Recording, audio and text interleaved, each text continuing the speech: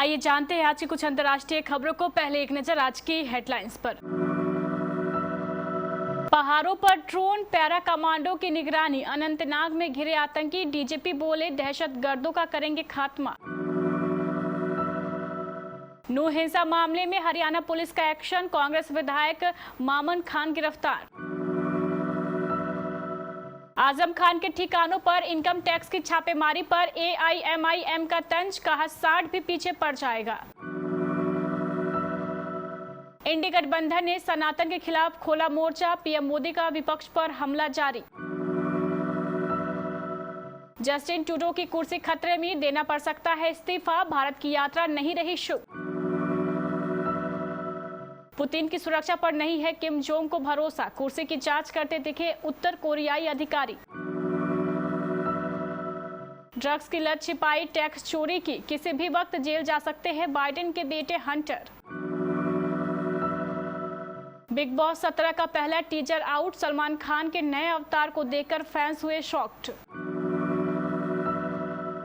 जवान का नहीं गदर 2 पर असर, 35वें दिन भी की सनी देओल की ब्लॉकबस्टर ने इतनी कमाई। और श्रीलंका से हारे तो कप्तान बाबर आजम का झुक गया सिर। अनंतनाग में शहीद हुए कर्नल मनप्रीत सिंह, मेजर आशीष और डीएसपी हुमायूं भट्ट की मौत पर सारे देश में गुस्सा है। पाकिस्तान से बदला लेने की बात हो रही है।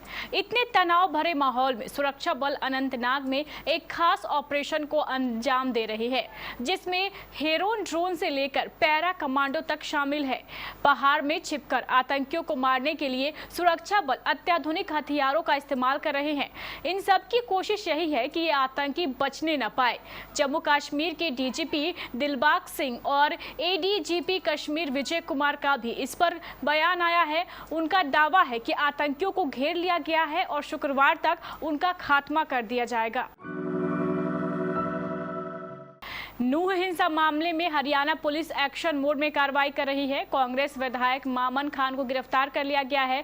गिरफ्तारी से बचने के लिए खान ने हाईकोर्ट में याचिका दायर की थी। इस पर गुरुवार को सुनवाई हुई। याचिका में खान ने कोर्ट से राज्य सरकार को एक उच्च स्तरीय एसआईटी गठित करने का निर्देश देने की मांग की थी।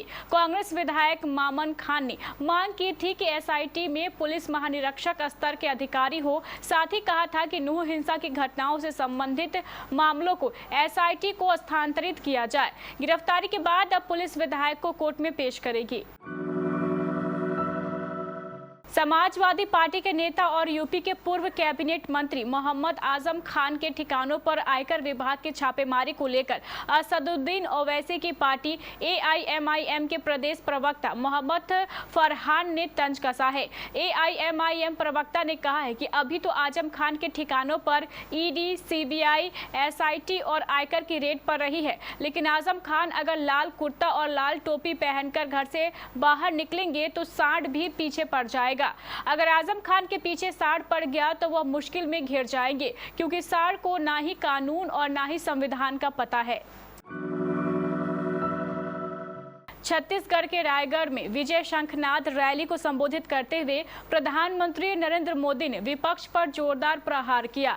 उन्होंने डीएमके नेता उदयनिधि की सनातन धर्म को खत्म करने वाली टिप्पणी को लेकर भी कटाक्ष किया। पीएम मोदी ने गुरुवार 14 सितंबर को कहा कि छत्तीसगढ़ की ये भूमि भगवान श्री राम का ननिहाल है, यह माता कौशल्या का भव्य मंदिर है। विपक्ष को निशाने पर लेते हुए पीएम ने कहा कि आज मैं आप सभी को हमारी आस्था, हमारे देश के खिलाफ जो साजिश हो रही है उसके प्रति जागरूक करना चाहता हूं। जिन लोगों को आप सभी ने पिछले 9 साल से केंद्र से बाहर कर दिया है, जो लोग लगातार चुनाव हार रहे हैं, वे लोग अब आपसे इतनी नफरत से भर गए हैं कि उन्होंने अपनी पहचान और अपनी संस्कृति के खिलाफ ही मोर्चा खोल दिया है।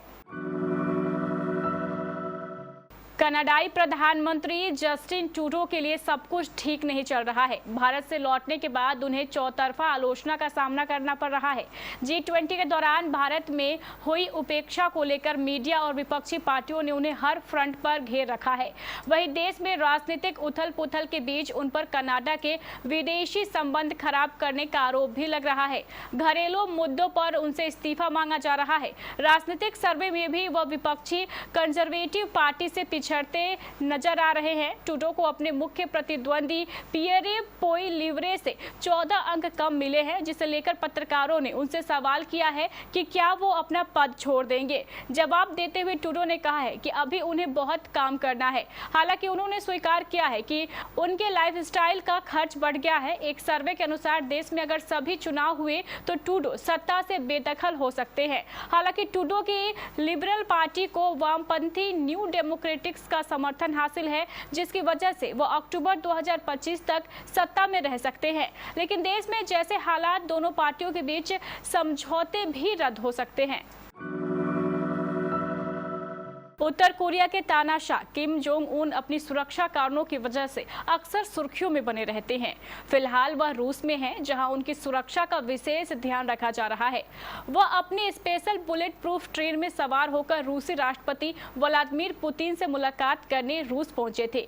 इस बीच सोशल मीडिया पर एक वीडियो तेजी से वायरल हो रहा है, जो इस बात का सबूत है कि किम जोंग अपनी सुरक्षा को लेकर किस कदर चिंतित रहते हैं और दोस्ती या दावा करने वाले रूस की सुरक्षा व्यवस्था पर उन्हें कितना एतबार है। दरअसल पुतिन के साथ होने वाली मीटिंग से पहले किम के अधिकारियों ने उनकी कुर्सी की अच्छी तरीके से जांच की, उसे ढंग से सैनिटाइज किया। इसका एक वीडियो वायरल हो रहा है। कॉमसेट खबर की रिपोर्ट के अनुसार कथित तौर पर रेडिएशन और किसी प्रकार का खतरा ना हो, इसके लिए उनकी कुर्सी की स्कैनिंग भी की गई।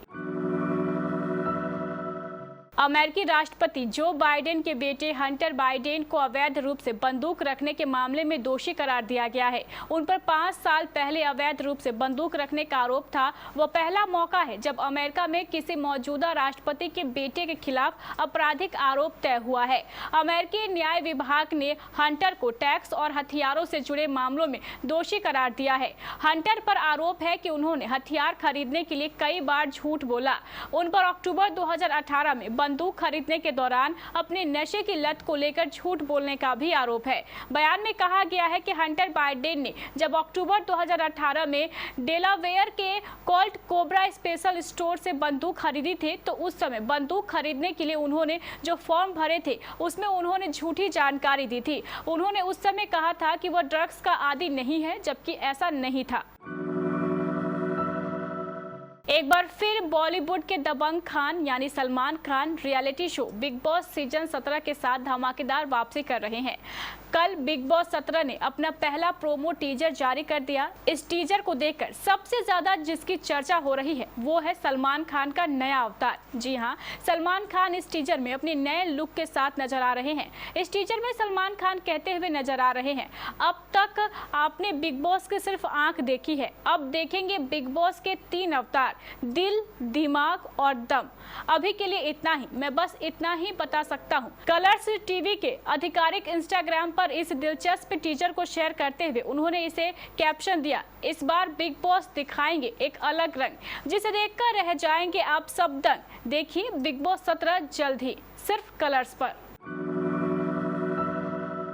ब्लॉकबस्टर फिल्म बनी सनी देओल की गदर 2 को रिलीज हुए 35 दिन बीत चुके हैं।